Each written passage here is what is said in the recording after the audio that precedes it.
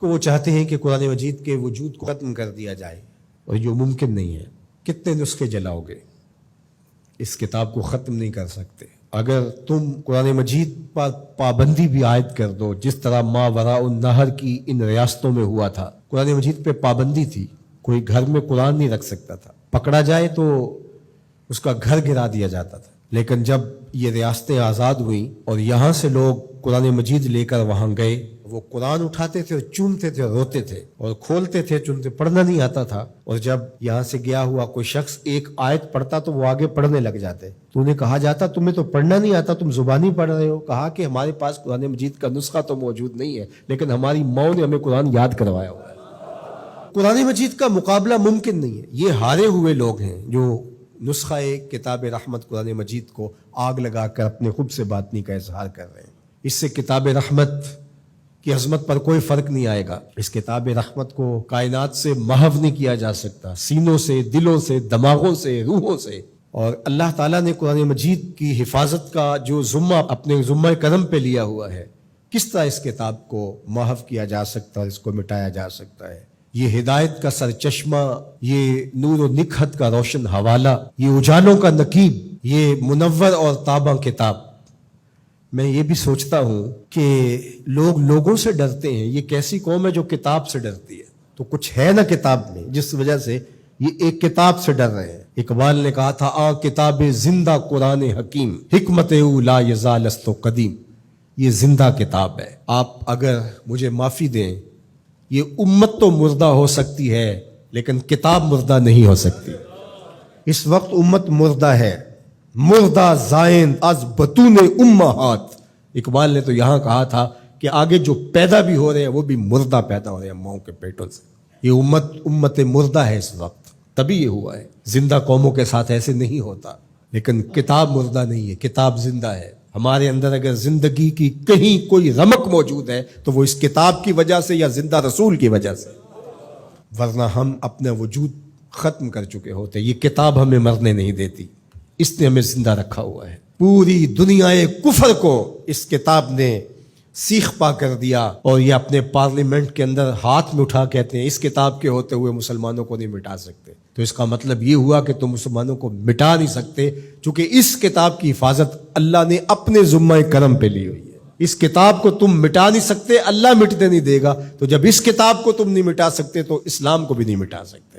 اسلام اپنی اصل شکل میں، صورت میں قیامت تک موجود رہے گا، اور موجود اس لیے رہے گا کہ اصلی شکل اور اصلی صورت میں قرآن موجود رہے گا۔ تو اس امت کو، اس کتاب کو اپنے سینے سے جوڑ کر کے، اپنی روحوں میں اتار کر کے، اس کے احکام پر عمل پیرا ہو کر کے، اس کتاب کے ساتھ جڑ کر کے دشمن کو عملی جواب دینا ہوگا۔ یہ بات درست ہے کہ جس کے سینے میں ایمان کی معمولی سی رمق بھی موجود ہے، وہ اس واقعہ سے دل گرفتہ بھی ہے، دکھی بھی ہے اور بے چین بھی۔ 56-57 اسلامی ملکوں کے حکمران جن پر اولین ذمہ داری آتی ہے اس عمل پر بھرپور رد عمل دینے کی، وہ فرنگی روحوں کے بے حس ڈھانچے ہیں، سوائے اشک شوئی کے، سوائے رسمی بیانات کے، باقی ان سے کسی عمل کی توقع کرنا عبث ہے، فضول ہے۔ اس وقت عالم کفر جس طرح متحد ہے، عالم اسلام اس ایجنڈے پہ متحد نہیں ہے۔ یہ واقعات امت کو دوبارہ کھڑا کرنے کے لیے کافی تھے۔ جب 2006-07 میں جب یہ تسلسل کے ساتھ سب سے پہلے باقاعدہ ہوا تھا، ویسے تو یہ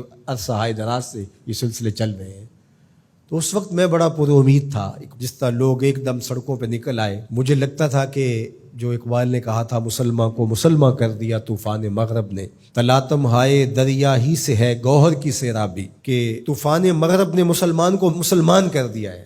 رد عمل کے طور پہ یہ جڑ جائیں گے اور سب کچھ ہوگا، لیکن چند دنوں کے بعد وہی کچھ تھا جو ماضی میں تھا، کوئی فرق نہیں تھا۔ ایک ہنگامہ بپا ہوا، لوگ سڑکوں پہ آئے، نعرے لگائے، اور انہیں لگا کہ ہم نے اپنے جذبات کی تسکین کر لی ہے اور ٹھنڈے ہو کے گھر بیٹھ گئے۔ ہمیشہ ہوتا یہی ہے، جس طرح وہ کسی کو صدمہ پہنچے تو لوگ کہتے ہیں اس کو ذرا کھل کے رو لینے دو، کھل کے رو لے گا تو صدمے کی شدت کم ہو جائے گی، تو ہم کہتے ہیں ہمیں احتجاج کر لینے دو، اس کے بعد ہم پھر اسی جگہ پہ آ جاتے ہیں جہاں سے چلے ہوتے ہیں۔ اور دشمن بعض اوقات تو ہمارے رویوں سے اس کو وہ خوشی ملتی ہے جو اس کی توقع میں بھی نہیں ہوتی۔ بسا اوقات مختلف بلاد اسلامیہ کے اندر بالخصوص ارض وطن میں ایسا ہوتا ہے کہ دشمن اہانت رسول کرتا ہے، قرآن مجید کے نسخہ نور کو آگ لگاتا ہے، اور ہم رد عمل کے طور پہ اپنے ہی ملک کے لوگوں کے املاک کو جلا رہے ہوتے ہیں اور گاڑیاں جلا رہے ہوتے ہیں اور ایک دوسرے کو نقصان پہنچا رہے ہوتے ہیں۔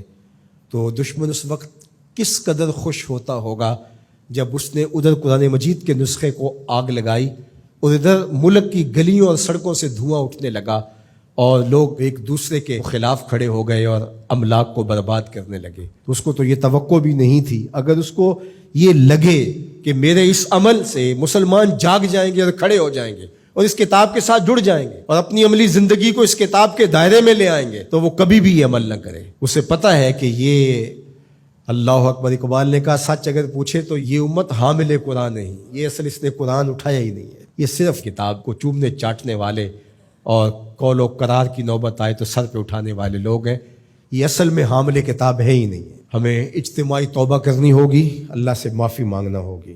قومیں راتوں رات نہیں بنتی ہیں، راتوں رات برباد بھی نہیں ہوتی۔ قوموں کو عروج پاتے صدیاں لگتی ہیں اور قوموں کو زوال پذیر ہوتے بھی برسا برس لگتے ہیں۔ تو آج ہمیں عروج کے سفر کو تو شروع کرنا چاہیے اور ہمیں عملی طور پہ قرآن کے ساتھ جڑنا چاہیے۔ کیا میں آپ سے توقع رکھ سکتا ہوں یہ عزم کر کے جائیں کہ آج کے بعد زندگی قرآن کے مطابق گزرے گی اور ہم اپنی نسلوں کو قرآن پہ لائیں گے، ہمارے گھر میں قرآن کھلے گا، قرآن پڑھیں گے اور قرآن پر عمل پیرا ہو کر کے امت کی تشکیل کے لیے ہم اپنے کردار کو جو ہے وہ شروع کریں گے۔